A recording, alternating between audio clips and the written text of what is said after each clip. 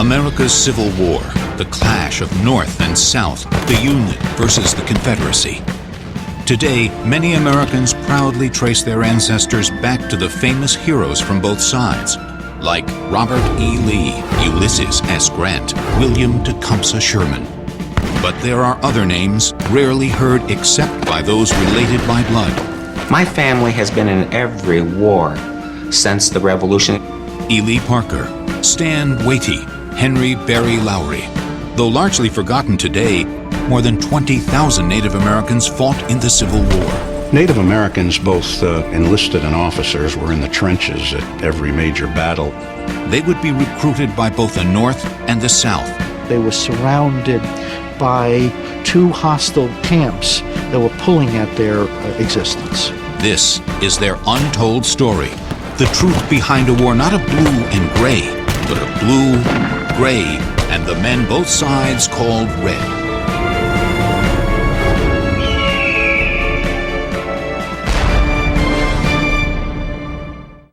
It is the spring of 1861.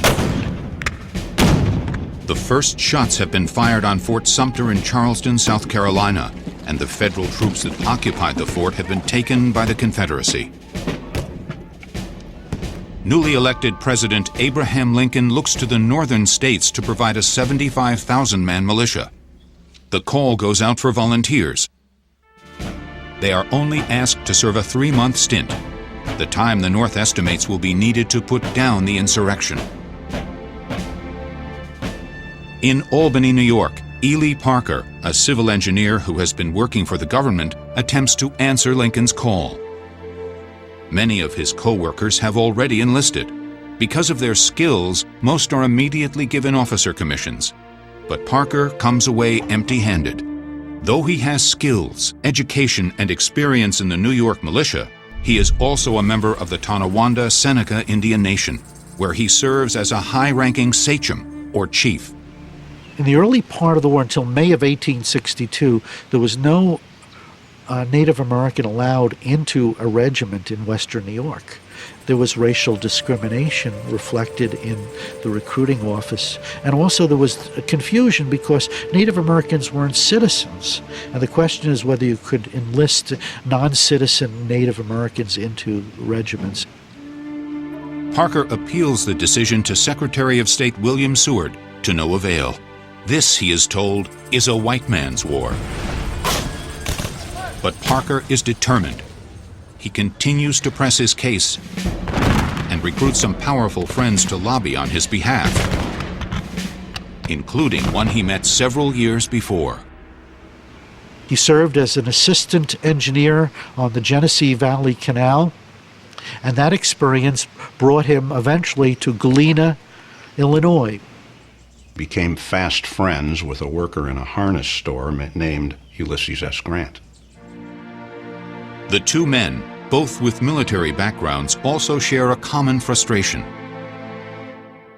Though Grant is a West Point graduate and a veteran of the Mexican War, his career has stalled, and he is reduced to working at his parents' store. Parker, who had been refused entry to the New York bar because of his race, can sympathize. He was an engineer, he was a lawyer, although not allowed to practice that. Their friendship is cemented when Parker comes to Grant's aid during a fight in a local tavern. Back to back, they take on all comers. It is a gesture that Grant, a man known for his loyalty, will never forget. And that friendship that he made in the 1850s was to change his life forever. After the Civil War restarts his military career, Grant helps his old friend obtain a captain's commission, then makes a place for Parker on his own military staff. When Grant is appointed to the head of the Army of the Potomac in March of 1864, he takes Ely Parker with him. He recruits Parker to become his military secretary, and he serves in that role through the end of the war. Ely is at his side every moment, including the battles themselves. Grant's staff would stay behind to do things, and Ely would be right at Grant's side in those battles. By the end of 1863, Ely Parker was only one of many Native Americans in the field. the Union has come to realize, after being routed at Bull Run in Manassas, Virginia during the summer of 1861, that this will be no short-term war. Recruits will be needed for years, not months, as was once hoped, and Northern recruiting practices have changed accordingly. At the beginning of the Civil War, it was primarily a white man's war. White men went to the colors, signed up, and there was no need for Native Americans. As the war continued, it became a butcher shop's list. Many men were being killed, they were sent home, they were sick, they were dying by the thousands. And many people were needed now. Any man who could carry a musket was needed. And that's when the Native Americans were allowed to come into the ranks. The massive casualties created a need for a population that the government until now had had little use for. From the moment the Mayflower landed at Plymouth Rock, according to the whites, there was an Indian problem. This became the official business of Congress in 1830 when they passed the Indian Removal Act. This allowed them to take eastern tribes from their traditional homelands that they had perhaps been on for centuries, and they could move them to the unceded lands in the West. For decades, as the white population moved westward, the government pushed Native Americans to either assimilate or leave. By the start of the war, some 90,000 native peoples had relocated to what is now Oklahoma. East of the Mississippi, there are only pockets of Native Americans left living on the fringes of white society in New York, Michigan, and the South. In the West, however, there is open warfare, as the indigenous tribes clash with the whites, drawn by the California Gold Rush and the opening of the Oregon Trail. There were uprisings all throughout the West, in California, Arizona, Utah, and it would take the Army 20 more years to get the West under control. But the tribes of the East are now seen as potential allies. Though each side will use propaganda criticizing the other for employing savages in battle, both North and South offer Native Americans higher and higher bounties to sign up. The Indians know they will get a $50 federal bounty, they will get a $25 state bounty, and that they will be paid $13 a month like every regular soldier in the regiment. The money was a big incentive. Other promises are made or implied. There may be rewards and recognition after the war, if they join the winning side. Some, like the Cherokees, saw the advantages of joining the Confederacy based on the fact that the Confederacy offered a position within the Confederate Congress in Richmond, the idea that they could be spokespersons in the Confederate Congress. Many Native Americans decided to join the Union Army to save the lands that they still possessed in the North. And they figured if they joined the Army, they would then have a stake in their country, and their country would recognize that.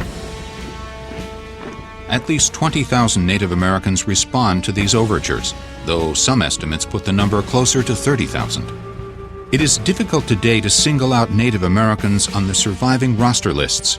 Many who joined were already assimilated, at least in part, to white traditions, and had taken Christian names. Like the Williamses, the Joneses, you see, the Lyons, Parker, names like that are everyday English, including French names. These would be the names that they take. But there is no question they are there. Fighting for the North, integrated among both white and colored troops. And for the South, under both white and Native American commanders. Though they were often less well equipped than their white counterparts and doubtless faced the discrimination common in the day. The letters and diaries that survive reveal that many of the white enlisted men came to view the Native American recruits with respect. One of the white sharpshooters put out a small book at the end of the war, and he listed the Indians in Company K. And he said, here we had a group of men who could scarcely call this their own country, and they fought for it nonetheless. Many would fight with everything they had, not just for the Union or the Confederacy, but for their own very personal reasons. It was a blood feud out here for many, many years.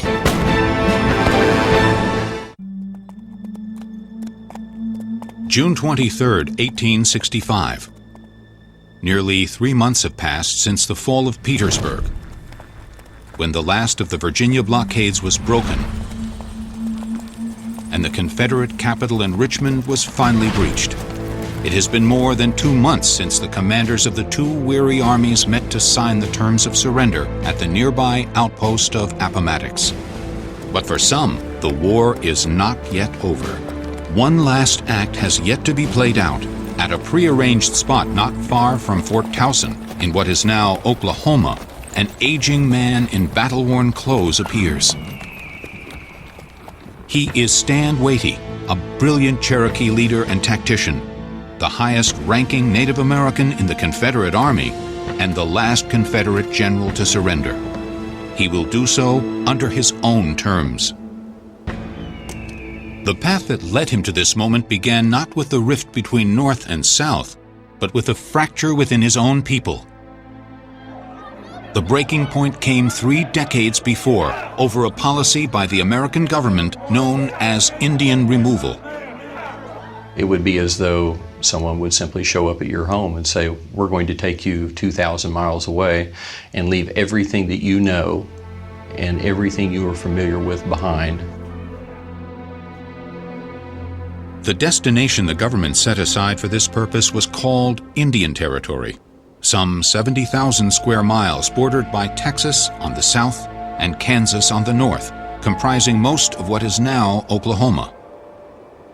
Here, the government built a series of forts largely to keep peace among the tribes forced to live in close proximity. The government, I expect, thought that one Indian could get along with the next Indian. But it would be like somebody putting somebody in your house and saying you're going to share this house with them, and they're surprised when there's fighting. Who's going to get the master bedroom? Who's going to get the shower? You know, those kind of things. In the Civil War to come, the Indian Territory will be used as a buffer zone between North and South. But from the start, there are conflicts within its borders that will erupt once again with the coming of the war. Some of the bloodiest were between members of the same tribe, the Cherokees of southeastern Tennessee and northern Georgia. As a Cherokee citizen, I can speak very pointedly to the Cherokee removal. It meant internal division. It meant civil war inside of the Cherokee Nation. In 1835, faced with growing pressure for removal, the Cherokees split into 2 groups, factions which will impact the outcome of the Civil War some 3 decades later. One side, headed by John Ross, the principal chief of the Cherokee, refused to relocate. But the other half of the tribe believed that, with whites already encroaching on their lands in the south, relocation was inevitable. In December, some 20 leaders, including the family of Stand Waite, signed a treaty agreeing to move to the Indian Territory. I like to believe that they understood that the only way the Cherokee Nation would survive would be in a totally different environment, and that would be beyond the Mississippi. Chief Ross and his followers are left behind until the Army forces them to make the move at gunpoint. A 1,000-mile march that will come to be known as the Trail of Tears. When Ross, whose wife died along with 4,000 Cherokees on the trail, finally arrived in Indian Territory, the stage is set for revenge against those who signed the treaty. These are names that were marked for death. If I have brought my family on the Trail of Tears and I have lost loved ones and I have lost my ancestral homelands, then I now can identify those that have caused that to happen, and I am now prepared to re-evoke a millennia-old tradition of the Cherokee people called the Blood Law. Among those marked for assassination under the Blood Law were Stand Waite and his relatives. On June 22, 1839, 3 of his family members were killed: his brother, uncle, and a cousin. Stan Waite would have been in that group as well, if not having been warned and escaping from his home area to go into seclusion for days. It was then that Waite gathered supporters of the treaty together and led a series of attacks against the Ross Party. Those that signed were assassinated by those that didn't sign. And then those that were assassinated then took reprisals. That tipped off a back and forth murder environment in the Cherokee Nation that went on for years. It was Bloods and Crips, and it was murder elevated to an art form. In 1846, the U.S. took steps to halt the violence. Under the watch of peacekeeping troops in nearby Fort Gibson, the two factions were compelled to bury the hatchet. John Ross's status as principal chief was affirmed, and the Cherokees were once again one nation, but only on the surface. The Civil War will split the old wound wide open. Before the first shots are fired, when the southern states are still announcing their succession, there is pressure on the Cherokee to choose sides. Both sides considered Indian Territory a buffer zone, Kansas to the north and Texas to the south. But it was more important to the Confederacy because they thought they would be vulnerable for an attack through Indian Territory, which is why they aggressively recruited Native Americans to fight there. Confederate recruiters promised the Cherokee a place within the Confederate Congress and a way to continue a lifestyle that is, in many ways, Southern. Many of the Cherokees had plantations just like you'd find in Mississippi or Alabama. They were wearing their hair long and curled at the end and were wearing gentlemen's finery. They were living the life as Southerners, many of them Southern planters, with slaves. Slaves here in the Indian Territory had a little bit more freedom than they necessarily would in the South. They were able to carry weapons. They were able to deal with cash. They were allowed to live in their own quarters. So it wasn't exactly freedom out here, so don't get me wrong at that. It was definitely slavery, but it was a little bit more relaxed than in the general South. The Union, by contrast, seems to give up on the Indian Territory. At the onset of the war, Union soldiers were taken from the west. Most of the forts were closed up, and they were sent east, basically to guard Washington, D.C. The Union troops were basically sent eastward from April and May of 1861 and were to abandon Indian Territory to Confederate forces. The move leaves John Ross, who has long enjoyed the support of the federal government, in a vulnerable position. A vulnerability that Stan Waite is quick to exploit. Stan Waite, for example, he gathered up a bunch of troops to support the Confederacy even before the Confederacy had a president. So the political lines were drawn on the old treaties. Waite, I believe, saw the Civil War as an opportunity to set the record straight, and not so much by putting the hatchet in those that had killed his uncle and his cousins and his brother and had attempted on his life, but to set the record straight by handing the power of the government over to a group of individuals that had and was responsible for setting the course of the Cherokee people. When the Confederates offer Waite a commandership, he eagerly accepts. The Indian Territories are about to be torn by a civil war within a civil war. There was a vendetta that was right under the surface, and Stan Waite, to some degree, saw his chance during the Civil War to take back the Cherokee Nation. It is the summer of 1862. The Union forces that had pulled out of Indian Territory a year before return in force. They fight their way back over the Kansas border and retake Fort Gibson. This so-called buffer zone, the no-man's land between the forces of the North and the South, is too important to abandon to the Confederacy. It's really a gateway to get to Arkansas and then to the Mississippi and then ultimately to New Orleans, not to mention your way down to Texas. So they really saw it as a key element to preserving the West. The Union was worried about losing Missouri. They saw if they lost Missouri, then the whole Western theater would fall.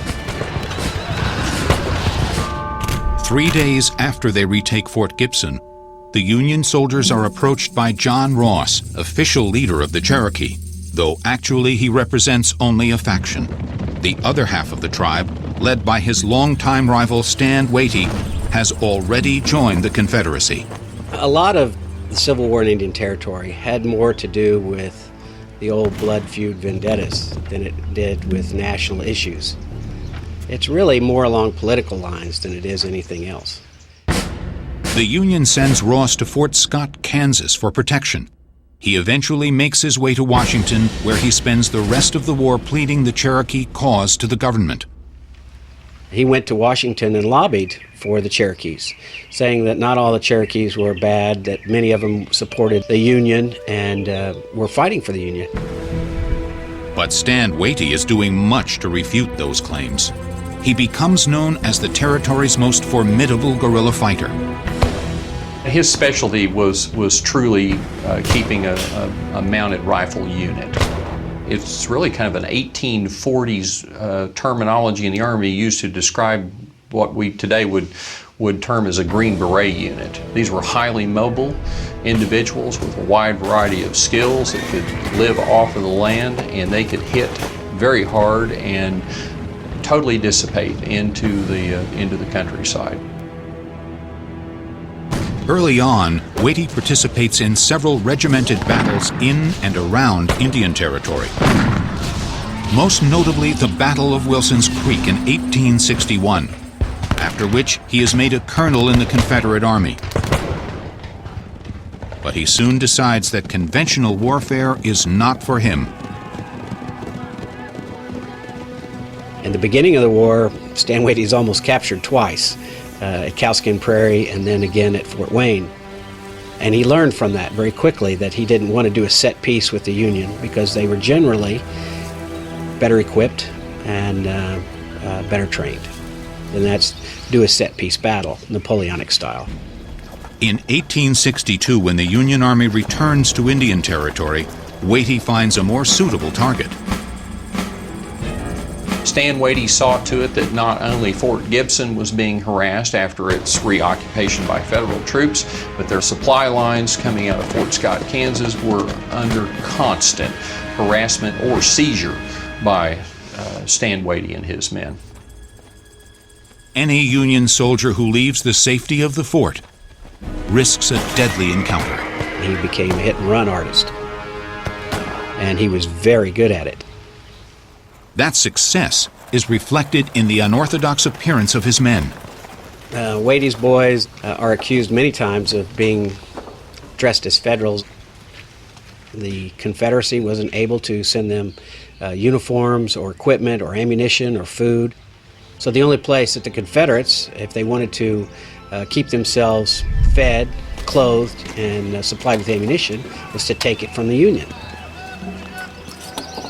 Supplies of any kind are scarce in Indian Territory. In the course of the war, nearly every settlement is put to the torch. More than 90 battles will be fought in its streets and fields as the Confederates use it to draw in and bog down more and more Union troops. To a large extent, it was a way to divert Union attention from the Eastern Front. And that was one of the centers of the strategy of the Confederacy. Each time a major Confederate campaign is launched in the East, Stand Waite redoubles his attacks along the Kansas border, drawing Union soldiers away from where they are needed most. The frustrated Federal troops make Waite their primary target, as his daring raids capture the imagination of the public and the press, which dubs him the Red Fox. They called Stand Waite the Red Fox because he was slippery and hard to catch. And he'd appear when you would least expect him to, getting your chickens out of the chicken coop, so to speak. But Waite's greatest fame comes near the end of the war, shortly after his promotion to Brigadier General. In the summer of 1864, Waite learns from a prisoner of war that a Union wagon train bearing $1 million worth of supplies is about to leave Fort Scott for Fort Gibson. They're supplying about 3,000 troops and about 9,000 refugees. So that's a lot of food supplies, tentage, clothing that all has to come down in here. 300 wagons pulled by 4 up mules, so it was huge. Waite knows the route they will take. He confers with one of his white counterparts, a Texas brigadier general named Richard Gannot, and outlines a daring plan of attack. On September 18th, the two generals gather some 2,000 troops, half white, half Cherokee, on the high bluffs around Cabin Creek. As darkness falls, they approach the spot where the wagon train, guarded by about 460 well-armed federal troops, has camped for the night. Troops are bedded down for the most part. You know, they got their boots off, they got their shoes off, their rifles are stacked. They're either in their tents or laying out on the stars, and they're asleep. Mules are quietly grazing. Under cover of darkness, Waite's men ford the creek and approach from the west. Gannot's men close in from the east. The creek itself becomes their third flank. Their first target, however, is not the sleeping men, but the mules tethered a short distance away. And the next thing you know, there's cannon fire. The mules stampede, taking with them the only chance the Union has to move their wagons out of the line of fire. Now you're waking up out of a dead sleep to cannon fire, first of all. Then you're trying to get your shoes on, you're trying to find a rifle, and mules are running through, just kicking and going crazy. It's at night, you're disoriented, you have no idea of where to set a line of battle. You have no idea where the enemy is coming from. In the confusion, the federal troops break and run. So the Union never could really put up a good defense. And then the Confederates just swooped down on top of them. With more than 160 federal troops killed or wounded and only 45 Confederate dead, Waite and Gannot load up what they can and burn the rest of the supply train.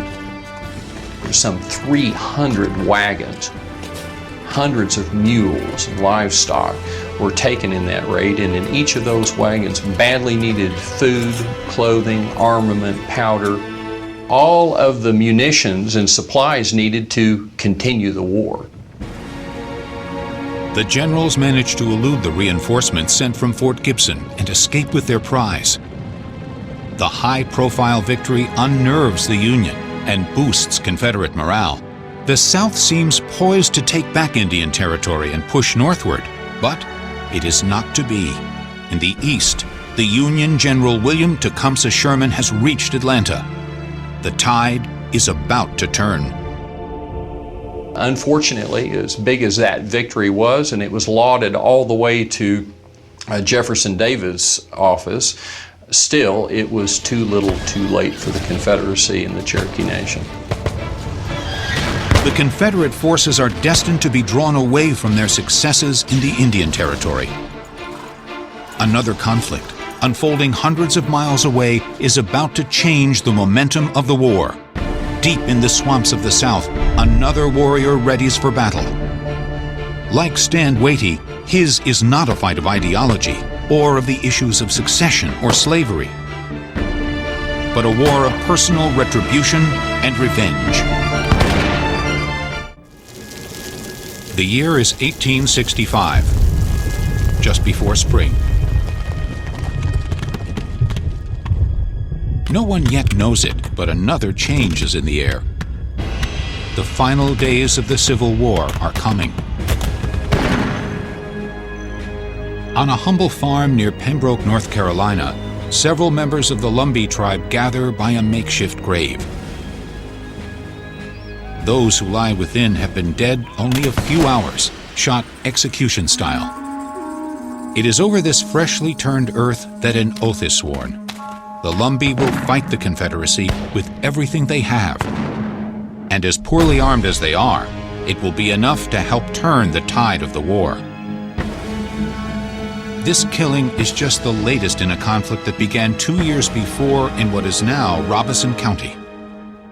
The Lumbees that lived there then, as now, are survivors, descendants of just a few tight-knit families. Unlike the many Native Americans who were forcibly removed west, the Lumbees continue to exist on the fringes of society. They were disenfranchised and they lived on the edges of the swamp. Their fear of the outside world led them to retreat into less accessible areas of the South for survival. That's to a large extent why they're there today, why they have survived, by being hidden within Southern society. By staying largely out of sight, the Lumbees avoid many of the restrictions being brought to bear on Native peoples living in the South. In 1831, there was a major slave rebellion called the Nat Turner Rebellion in Southampton County, Virginia. The result was the South began to pass all kinds of laws restricting movements of people of color, including Native Americans, fearing that Native Americans and African Americans would ally. The legislature took away the right to vote, the right to testify against whites, the right to be on juries. But in 1840, the General Assembly decided that people who were non-whites could not carry or possess firearms. But in 1861, with the coming of the war, the Lumbees lose their carefully guarded anonymity. They are suddenly subject to a new kind of scrutiny, not as free persons of color, but as free labor. The Confederacy embarked on a very ambitious engineering project, and they decided to build a system of elaborate forts that would protect the town of Wilmington, which was their main port. It had all of their destroyers, and the Confederate Navy was also stationed there. Built near the mouth of the Cape Fear River out of earth, sand, and timbers, Fort Fisher will become the largest Southern fortification built during the war, with batteries reaching as high as 60 feet. The Confederates started building this massive fort that they called it the Gibraltar of the South Atlantic. But they needed labor to build this fortification. It was a yellow fever epidemic that took away about 10% of the labor force, and then others had just run off because it was backbreaking work. So the Confederacy decided that they would use slaves to help out, but they also decided that the Lumbee tribe would be conscripted. The conscripts are forced to work long hours with little food or rest, often standing waist-deep in water, exposed to malaria and yellow fever. The conditions at Fort Fisher were terrible, but also the fact that the Native Americans were put into a slave status antagonized the Native Americans, the Lumbees especially, because they had always prided themselves as being independent peoples. But it does not take long for this independence to reassert itself. During this time of hard labor, many of the Lumbee young men were able to escape, and they took to the impenetrable swampland, which was a practice called lying out. Deep in the woods and swamps, the Lumbees join up with runaway slaves and escaped Union prisoners, forming a multicultural underground band that survives by their wits. The knowledge that the Native peoples, the Lumbees, had of that region, surviving for several hundred years in that region, gave them substantial advantage. They knew the physical geography, they knew the swamps, they knew how to elude the conscription officers. The North Carolina Home Guard, which was basically an arm of the Confederate Army, couldn't get into the swamps, could not capture these people, and so they did take it out on their families in the Lumbee community. In 1864, with their families vulnerable and starving, and many of their menfolk turned into virtual slaves, the fugitives begin striking back. Roused to action by a member of one of the families hardest hit by the conscriptions, 18-year-old Henry Berry Lowery. Henry Berry Lowery started raiding not because he was against the Confederacy and loyal to the Union. It was basically for tribal survival. They were starving to death, and so he thought that by raiding the wealthy plantations, he could feed the community, and he did, both white and red, he fed them and slowly became a folk hero, probably as legendary as Robin Hood. Over time, the raiders grow bolder and more violent. They began to retaliate against the home guards who conscripted them. Henry Berry would go out and target certain people. The wealthy plantation owners, he would not harm them, whereas the people who were conscripting Lumbee men, he would kill them. The Confederate Home Guard extract their own retribution for these attacks. One of the most brutal reprisals comes in the spring of 1865 on the Lowery family farm. Allen Lowery, Henry Berry's father, was accused of stealing livestock and harboring Union soldiers. The Home Guard came to investigate, and they arrested Allen and his brother. Some versions of the story state that Henry Berry Lowery was not home at that time, but most claim that he was hiding in the bushes and watched as his father and his uncle dug their own graves and were shot dead. It is over this grave that Henry Berry Lowery and his band swear to do all they can to thwart the Confederacy. Fate presents them with an opportunity just days later. In March of 1865, General William Tecumseh Sherman, having burned Atlanta and made his legendary march to the sea, is called to return north. Ulysses S. Grant wants him to come by sea to Virginia and join the Army of the Potomac. But Sherman has a daring plan, a bold strike into the very heart of the Confederacy. He will march northward through the Carolinas, trapping the forces of Robert E. Lee between their two armies. But to do so, he must find his way through the Carolinas' impenetrable swamps. When General Sherman came through the Carolinas on his march to the sea, his journey might have bogged down in North Carolina. It is the Lumbees and the outlaw Lowery gang who come to Sherman's aid and show him the fastest way through the swamps. They will guide his men, including a contingent of Native American infantrymen, members of Wisconsin's Oneida tribe, through the swamps and north to victory. But it is a victory in which the native recruits will not share. Native Americans returned home with hopes of rebuilding their lives and with hopes of gaining what they had lost, but it was just the opposite.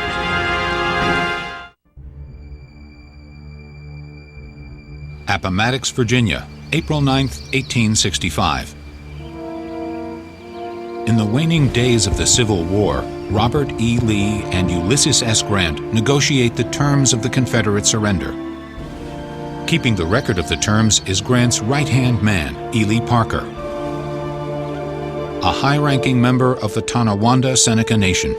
He actually drew up the Articles of Surrender under orders from General Grant that General Lee signed at Appomattox.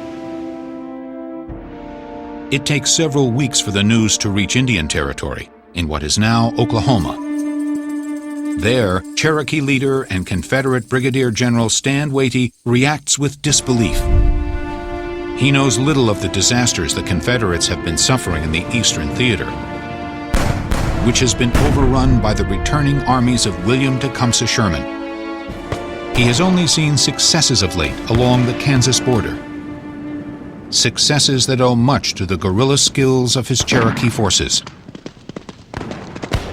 Although stellar battle victories, the war was in fact lost from under his feet.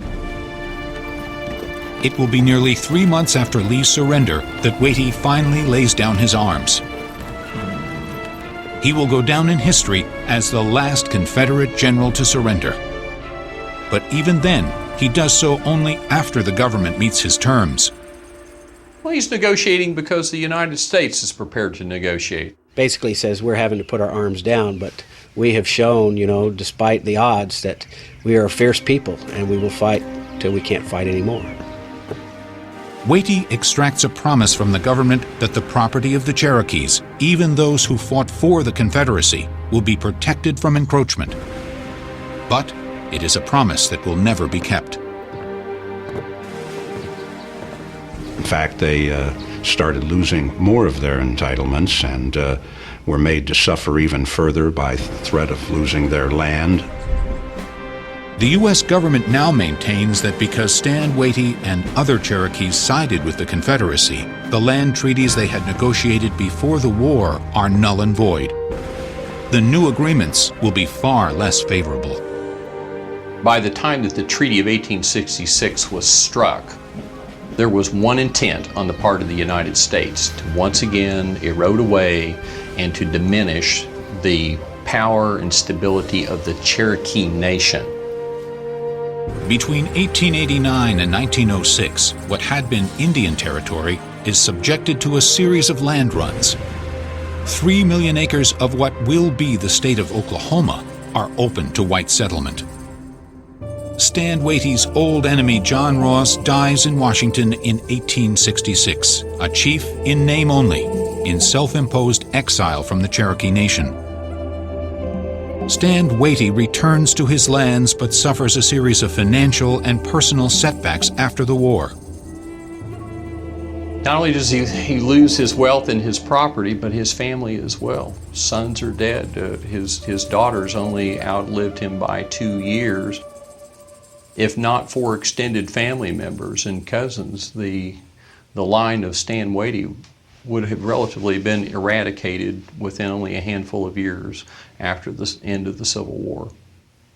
Today, the opinion of the Cherokee remains divided over the actions of Waite's treaty party and the character of Waite himself.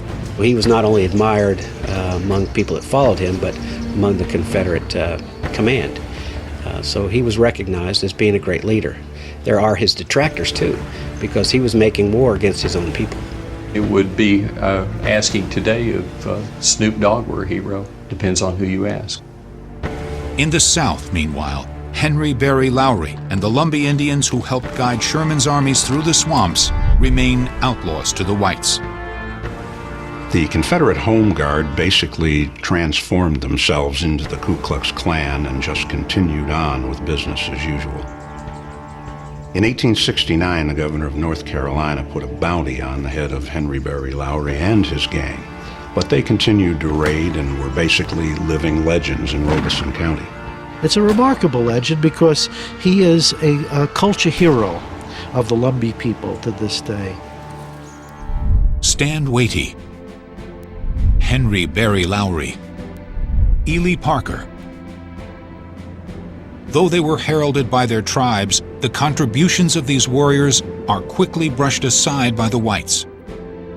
After the war, Native Americans are once again seen not as allies, but as obstacles in the way of progress. The whites wanted their land, as they always had, so they were tricked into giving it up through various treaties, through bribery, or just through intimidation. The moment of cooperation and opportunity has passed. Despite the valiant service of Native Americans to both sides, they receive little recognition. One exception comes in the last moments of the war, during the surrender at Appomattox, when Ulysses S. Grant formally introduces his staff to Robert E. Lee. There's a large unknown quality to that surrender. We have the writings of General Porter, who was a very important figure at the surrender, and he says that General Lee was startled by the presence of Parker. A legend has sprung up around the moment when Lee faced Ely Parker. When the Native American officer extended his hand, Lee is said to have hesitated, but quickly recovered. Lee was kind of taken back by this because here's a man of color standing in front of him. Then he recognized him as being Native American. The exchange that was recorded next would provide an ironic postscript to what had once been called a white man's war. He says, well, it's nice. He says, we've got a real American amongst us.